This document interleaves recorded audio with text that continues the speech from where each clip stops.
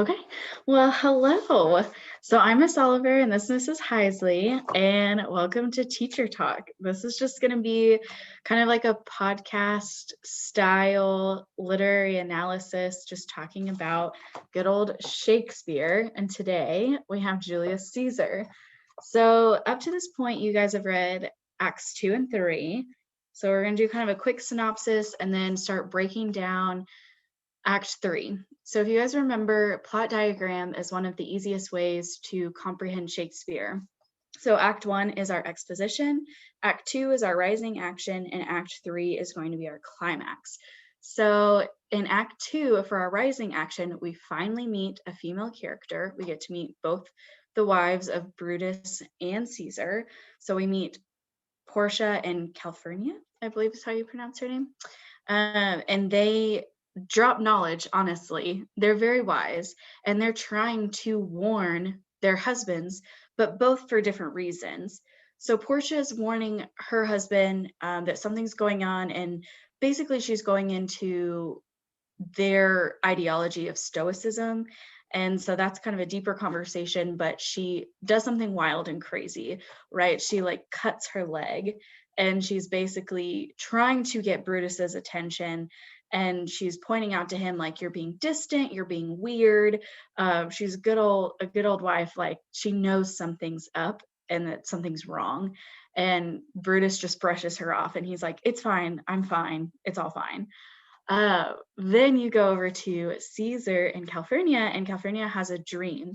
And we used to see this a lot, not only in the Bible, but also through Shakespeare plays, where like a minor character will have a vision, and that's to help propel the plot and help the main character battle with, it kind of brings to light like what they're battling with.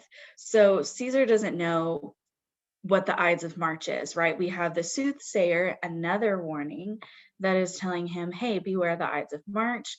And now we have Calphurnia's dream telling him, don't go out today, something bad is going to happen. But what do you think that good old Caesar is going to do? He's a man. He's a little untouchable. He's feeling good. He's about to become so his name is Caesar, but at this point he's not actually a Caesar in Roman history. So he's about to be crowned and become a Caesar. So Julius Caesar, about to be the biggest day of his life, and two people are now telling him to beware.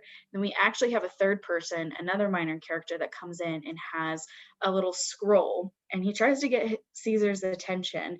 But I really liked the foreshadowing that he laid down when he says, I'm going to write this warning for Caesar as a letter, and I'll try to get his attention and tell him to read it. But if he doesn't read it, then the conspirators have won. And so already we kind of know, okay, if this guy doesn't get his attention, we're going to understand what beware the Ides of March really means. So fast forward to, he's walking, like not the courtyard, but whatever you would call it. He's walking in, and what would you call that? Like, I'm trying to think of the Capitol.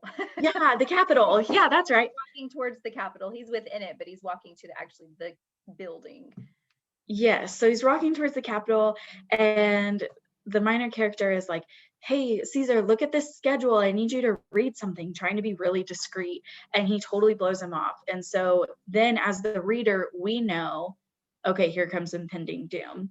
So Caesar marches up there, and Brutus, his friend, they form a circle around him, which I think is really interesting. So they start asking, well, first it's Cassius that asks for Caesar to let his brother-in-law go, relieve him of his crimes. And Caesar's like, no. He's feeling pretty high and mighty with his power. He's like, no.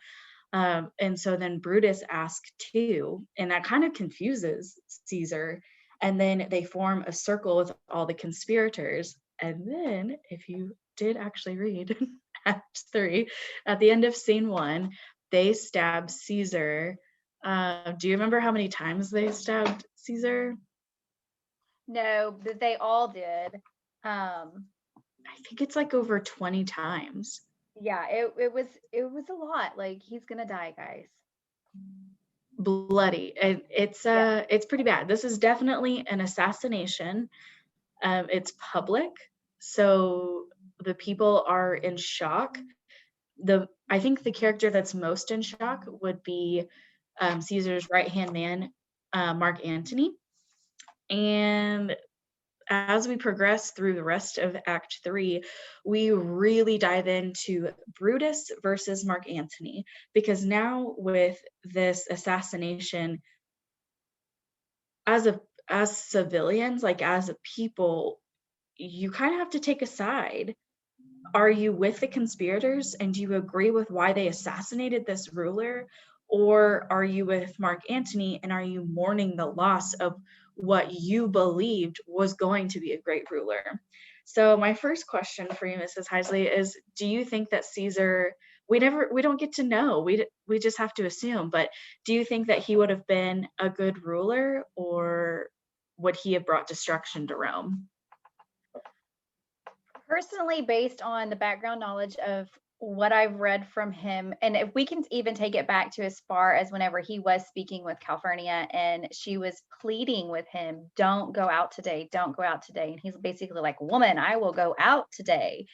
And it just keeps pleading with him. And he's like, fine, I won't go out today, but you're going to let them know that it was your choice that I didn't go out today. It wasn't because I didn't want to, or it wasn't because I couldn't. It's because I chose not to. It's Mm, very egotistical. Um, and whenever I read that, I almost had the question of, does he really want to go out? Or is he secretly scared and he's using this as the curtain? I'm not really sure. In the end, his ambition gets the best of him, even, considering all of the warnings that he's had, and he goes out and he meets his demise. Um, I don't think Caesar would have been a very good ruler. I really don't. I think any person, when they get too caught up in themselves, ambition is a killer. It's good to have a little ambition, but whenever you become too ambitious, you tend to lose focus of what is right in front of you and what really is important, because you have a goal, and it's usually a personal goal to get to. And I feel like maybe Caesar would have went in that direction.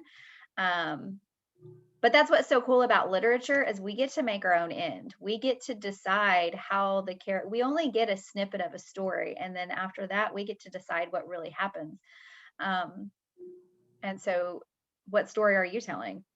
I mean, I personally don't think that he would have been a very great ruler, just based on his characterization, and some of the things that we learned about him in the short 2 acts that we did see. But again, that's up for interpretation, and it's different based on everybody's individual view of the storyline. absolutely. See, I think he would have been a great leader in terms of what Rome considered a great leader and what we know about Rome. That's kind of the power that we have as the reader too, is this is all in the past. So we already know Rome's history and its demise. You But can I think he hint. would have been, yeah, I think he would have been a Caesar. Like I think he would have done he would have lived up to the role that he thought that meant, because like you said, there was 3 warnings and he completely ignored them and had his own ambition, and it got the best of him, and that is very stereotypical of Roman Yeah. rulers. So I think he would have been, I think we have the same point, he would have been a great ruler to Rome, but that doesn't mean that he was great for the people. Right. I think you said it right there, that vocabulary in itself, ruler and leader are two very different things. Mm, So he might have been a great ruler. He was not going to be a good leader, because the vocabulary, it's a divergent type of vocabulary. I mean, we think that they're one and the same, but they're not. They're night and day, very different connotations. So that's interesting. That's interesting. That I think that that's so great that we have kind of opposing views on some of the characters and stuff. So again, that just mm. shows you how people read and interpret literature. Okay, so speaking of opposing views, we kind of have opposing views on some of our major characters. So now throughout Act 3, we really see Antony and Brutus. What is your feelings about Brutus? What do you Oh, what do you think about him? okay. Um, I have an adoration for Brutus up to this point. Now, mind you, I have never read Julius Caesar. I still have not finished reading Julius Caesar. I'm only up to where our students are at. So I'm only up to finishing Act 3. So characters change. I mean, at the drop of a hat, we might see a turn. And I guess I'm not very versed with Shakespeare as I am more literature and novels, but from what I understand, there's always a turn in Shakespeare. So there might be a major, major transition that I should be expecting within the next two acts, where Brutus changes. However, up until this point, I do have a respect and adoration for him. I feel like he is the type of man who sees what needs to be done and he does it. And he, um, with no regard for how it's gonna make him look, how it's going to affect him. Um, he sees what has to be done and he does it. And when we see in Act 3, he keeps going back to, I didn't want to kill my friend. Like, I didn't want to do that. Caesar was my friend and I didn't want to kill him. But for the betterment of the people, we know what type of leader he was going to become.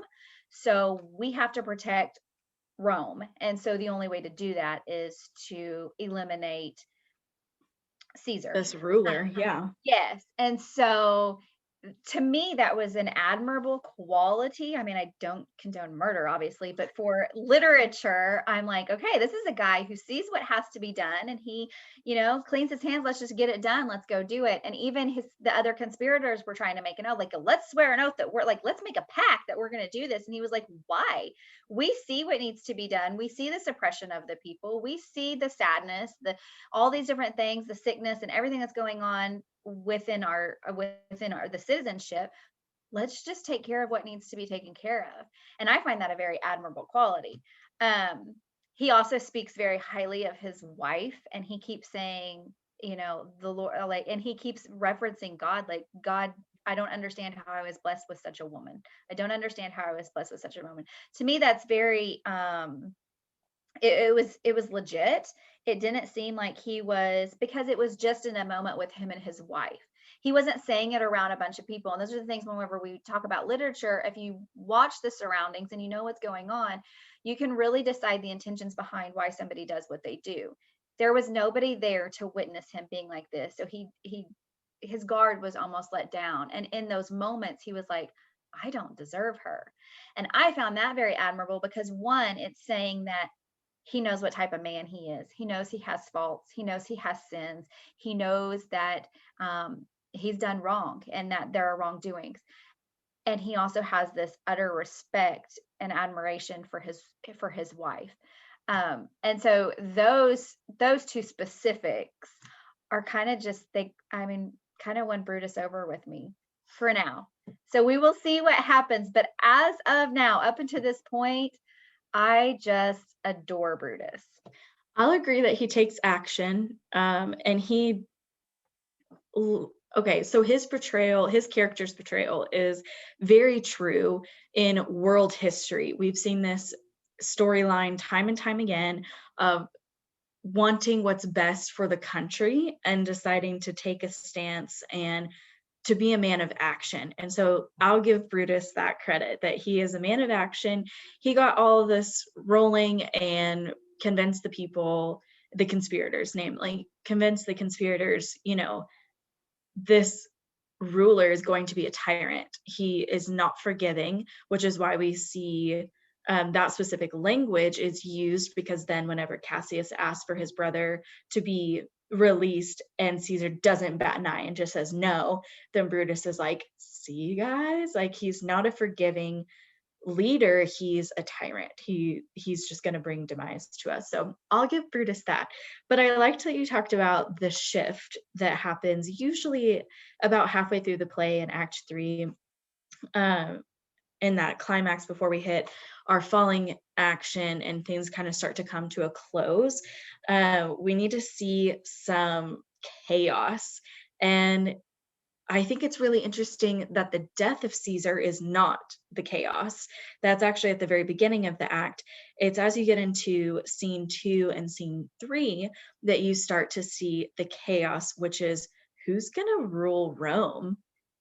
Is this going to be Brutus? But now we have a minor character kind of like stepping up, and we see Antony become political quick. So I marked in my copy of the play on 143 Act 3 Scene 2 that Antony is actually the one that starts the shift. So if we fast forward a little bit, we read when Antony is at the feet of Caesar. And think about it too, like who is he talking to? Because he talks out loud and the conspirators can hear him, Brutus can hear him. At first read, it looks like he's speaking to Caesar, but Caesar's gone, dead, nada. It's just a corpse. So who is he really talking to? And I think that this is where we start to see the chaos rising, and Antony starts building this fire in himself, similar to Brutus of, okay, now it's on my shoulders. Rome is on my shoulders and I've got to take action. So he starts, he mourns Caesar and then says, this was an assassination. He was a public figure. The people need to mourn. We need to have a public funeral. And Brutus is very hesitant, and why do you think that Brutus was hesitant to have Antony eulogize? Okay, so for Antony, just let me take a step back for a second. Whenever I first was introduced to Antony, I really thought he was a putz, like a wimp. I had no respect for him. I felt like he was a yes man, just people pleaser type of thing. But then you kind of see his brilliance, and he's brilliant. I tend to believe that the uprising was not started with the death of Caesar, but rather it was started with the speech from Antony. So I think that Brutus, in all of his admirable qualities, had a moment of, yeah, sure, because it states, and I'll find it later, but he says, yes, we will allow you to speak. Right there, Brutus has already taken power. You see that he has already set himself in a position of power. No one's put him there. He puts himself there. Yes. So he allows Antony to speak. He's not in a place of ruling. He has no authority over anyone, but yet he puts himself in there and makes everybody believe that he is in that power and he's in that position of authority. He actually does one more thing too that backs up that statement. He speaks first. Yes. He tells Antony, I will go and speak first, then you will go, and even goes as far as to say, do not badmouth us or the conspirators, or this will not end well for you. So I agree, Brutus is asserting his dominance as the new leader of Rome. Yeah. And the cool thing, and the reason I feel like Antony is so brilliant, is one repetitive statement. Whenever he gives his speech, he's talking about, you need to mourn Caesar. He was our friend. He could have done this, but Brutus, an honorable man, took care of the situation and do this. But Brutus, an honorable man, repetition is so important. And whenever we see that as the reader, I'm reading this last night and I'm like, he is such a manipulator. Like, yes. Antony is manipulating to his, like, he is manipulating the people, but in such a brilliant way, because it looks subtle. It looks like it looks like he's commending them. Like, yeah, this happened and they're an honorable man. Does he really believe that they're an honorable man? Because he really is. If you really get down to his character, he really is mourning the loss of his friend. And so that an honorable man it's such a manipulating term, but it's, you have to see that. You have to recognize that that's what Antony is doing. And Mhm. so that power of persuasion, he really does a lot of he plays more on the emotion. So he's more pathos, depends on how you ever want Yes. to say it. Um, but again, like we had talked about, it's very political. So was it a political speech or was it more of an emotional speech? Because what happens is it appears as if it's emotional. It appears as if but again, that's where his brilliance comes in, because it really is a political speech. But he's playing on the emotions of the citizens, and he's playing on the emotions of everyone, and he's making them feel something. And that's where his speech, as great as Brutus's was, Antony just skyrockets. And I'm just like, this guy is brilliant. He's not Brilliant. brawn. He is complete brain. Like he knew what he was doing whenever Yes. he did it. So I do believe he was talking to Rome. I do believe Brutus Brutus is not nearly as smart. So Brutus didn't Mhm. know. Brutus is like, yeah, I'm this big bad guy and I got all these people behind me. Antony, don't even try us. And he's thinking, because he's already set himself in a place of authority, that that's what's going to happen. But I don't think he's smart enough to realize what Antony is doing. Yes. Okay, so let's talk about some rhetoric devices.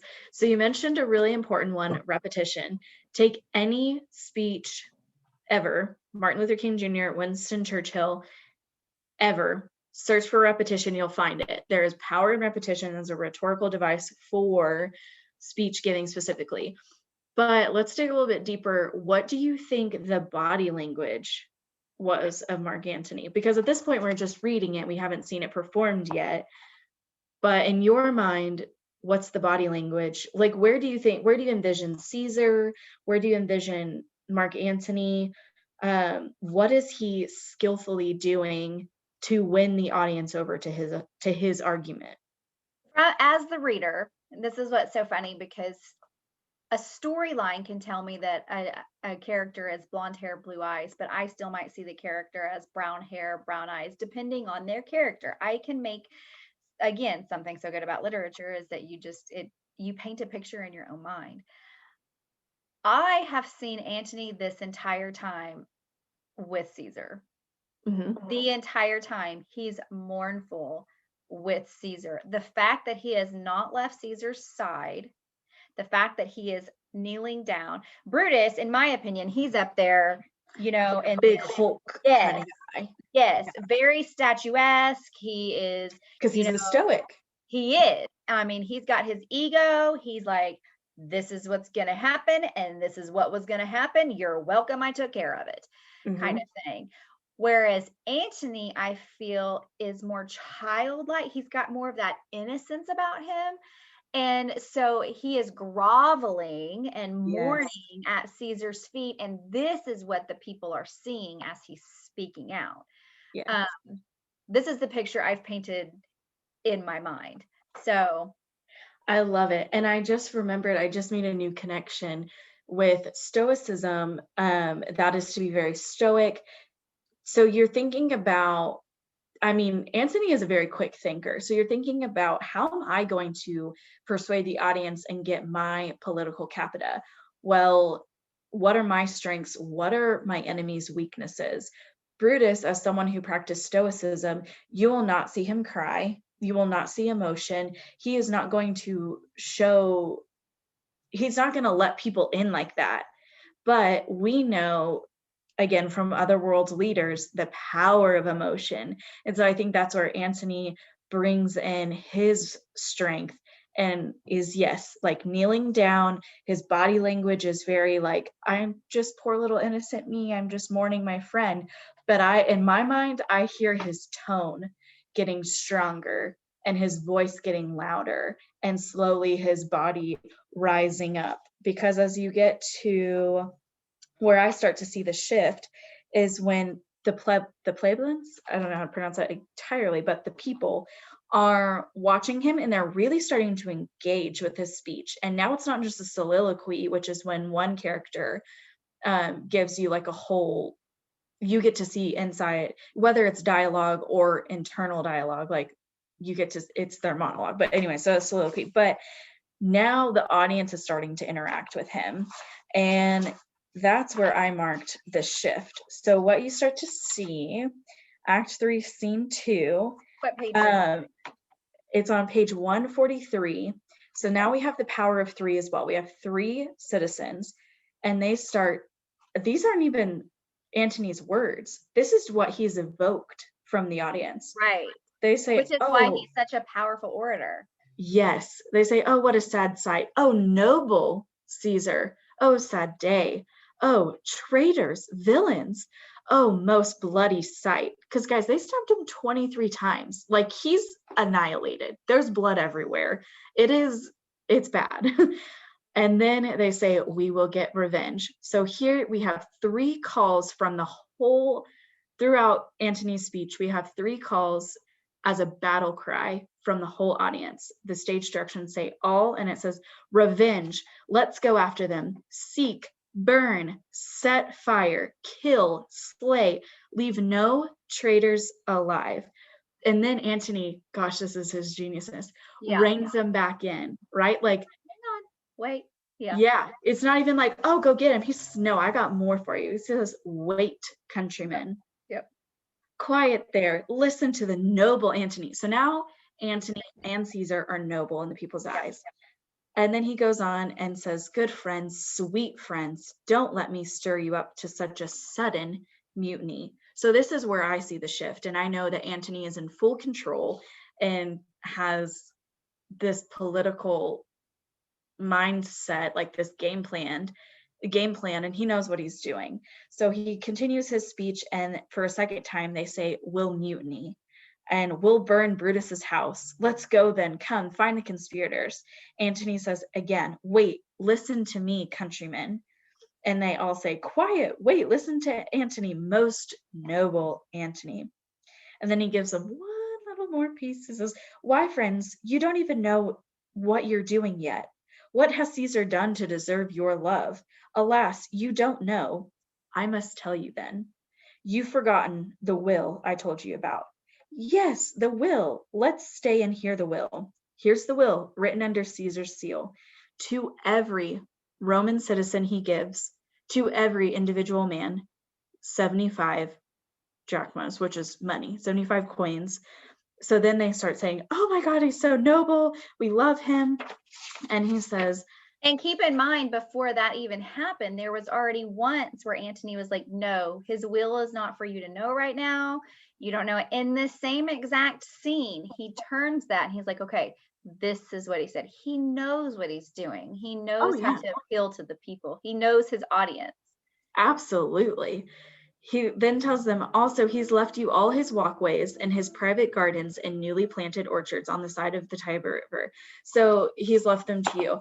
Okay, so here's my question for you, Mrs. Heisley, and for you as the reader. There's a will. Was it ever opened? Is this truth? Or is Antony saying what the will? Is he like imagining it? You know, is he saying what he thinks the people want to hear? Because spoiler alert, the will never comes to fruition. Because the whole play is only, the glimpse that we see is only like 3 days. It's a very short, yes, a very short drama. Gosh, Miss Oliver, that's a really good question, because I was actually thinking about that last night and I don't really think I have a concluding answer. I would say, based on the reader's interpretation of Caesar, whether there is a will or not, as of this moment, I'm not a huge fan of Julius Caesar, the person. So I'm like, did he really though? Like, did he really do that? Because he was like, I'm a god, nothing can hurt me. I'm like the sun in the sky, I'm the stars in the sky, and I'll always be around, kind of thing. So did he really? In my interpretation, I feel like it's ploy. I feel like it is another manipulation of Antony's. Again, he knows his audience. I think maybe not the truth, but I think there's some revealing there. And the fact that in the very beginning, he was like, no, you don't get to see the will. At first, he's mentioning it. Does he think, okay, well, maybe if I just mention that there is a will for the people, that will be enough to provoke them to, hey, let's go do something. But then he starts seeing this uprising from the people. And now he's saying, okay, this is what he has to offer. I'm not sold on the fact that was actually a legitimate will with that. I don't know, but I've not read Shakespeare. Act 4 and 5. So maybe there will be one word, one quote, one line that will make me change my mind. As of right now, I'm going to say I don't think there was a will. I don't think there is either. And that's Shakespeare. That is the beauty of what is left open. He leaves these really powerful moments that drive the plot, but they're open enough to interpretation and to make you think. So that's just something I want to leave you guys with is, do you think that there, one, was a will, and two, did Antony read it? Does he know it? Or is he using it for his own gain? Because it's a corpse that he's looking at now. Caesar is gone. So this is his time to rise and take over Rome. But what comes next? What else do we need to talk about? So one thing that I actually, whenever I was reading it, that kind of stuck out to me, and maybe it doesn't necessarily have so much to do with the play in itself as it does the history of Julius Caesar and Shakespeare. And I think it's so metaphorical and symbolic that we see this timeless piece, Shakespearean piece, that everyone in the world seems to have at least heard of. I'll be honest, I've never read it until this week. And English is my major, it's what I do, but this is the first time I'm actually digesting it. So this has stood the test of time. We've had Julius Caesar for eons. So I think the metaphor and the symbology here lies in his death. So in Julius Caesar's death, and I was thinking about this last night whenever I was reading that he died and stuff. So they kill him. And then we go on to, we're going to have a complete just uprising. People are revolting. They are like, we're going to take care of this. So it's one of those that, is Julius Caesar really dead? Because physically there is a death. Physically he has died. But the name Julius Caesar goes on through the people, because although he's dead, they're still fighting for someone. Yeah, it's their battle cry. They're still fighting for this. And then we can go so far as to say 2021, we're still talking about Julius Caesar. Like, we're still talking about it. So there's where that metaphor lies. But it's one of those that it's one of those discussion questions, like, is he dead or does he live on? Mm-hmm. I like that. It's power, destruction, the human. I think it's all these things that make Shakespeare so exciting for me, and that I just love about him is I really think he sheds a light on humanity and what we're willing to do. Because at the end of Act 3, now we've taken sides. Now it is Brutus versus Antony. The conspirators are butting heads, and now they're trying to decide what side they're on. And we don't even know, like, in our democracy, which is not the government they had, in our democracy, we could try to pinpoint it and say it's the left versus the right, Democrats versus Republican, or whatever, right? But in their time, in their government, it's just, now it's war. And I love that he takes the time to tell this story and to shed light on humanity and what a powerful speech can evoke, and how blind and willing citizens, and I'm not going to put any adjective before that, just citizens, are willing to do based off what we're seeing and what's happening and our call to response. So You'll have And to find out. and and you can even go on to say that this this is always what I tell my students whenever they're like, why do we have to do this, Mrs. Heisley? Why do we have to read? I hate reading. I like it's because history doesn't change. Yeah. People do not change. If you read something from centuries ago, you are enlightened on what will happen in our future. You will see so much more truth in what is happening in our present. It tells a story of the past, but it reveals the future. It reveals the present. It's so, so, so important because you can look at a story like this and we may not see, you know, this kind of somebody stabbing someone 23 times and then them all taking the blood and wiping it all over themselves and their swords and everything. And like, hey, we may not see that, but we do see that in a different type of light. Oh, History, we've seen this plot time and time yes, again I mean, with it world doesn't leaders. Yeah. exactly. History doesn't change. So people are always asking questions. People are always wanting answers to how do we deal with this or where do we go from here? Oh my goodness, what's coming next? I can promise you if you sit down and you just read literature, a lot of your questions will be answered.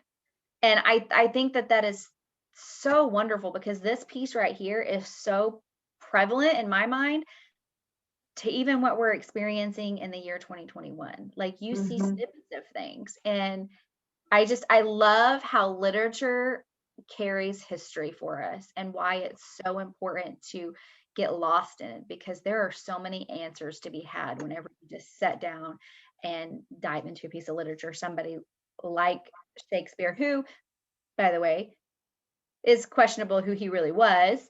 So it depends on some say he's this person, some say he's, that, but there's a lot of philosophy in here. Um, there are a lot of really good quotes, a lot of really good quotes that you can really learn something from today over something that was written so long ago. I love it. I think my takeaway from this play has thus far has been stay critical, ask questions, don't be conformed to what you're seeing around you. It is okay to have a different opinion. Um, that's just life. It's okay to have different opinions. It's okay to have different interpretations, but be careful. Um, I I don't see my life going into a sense where um, like a trajectory to where I would lead a revolt or a war would erupt, but that's this storyline, right? Like that's what happened for Brutus and Antony. That's what happens for many world leaders.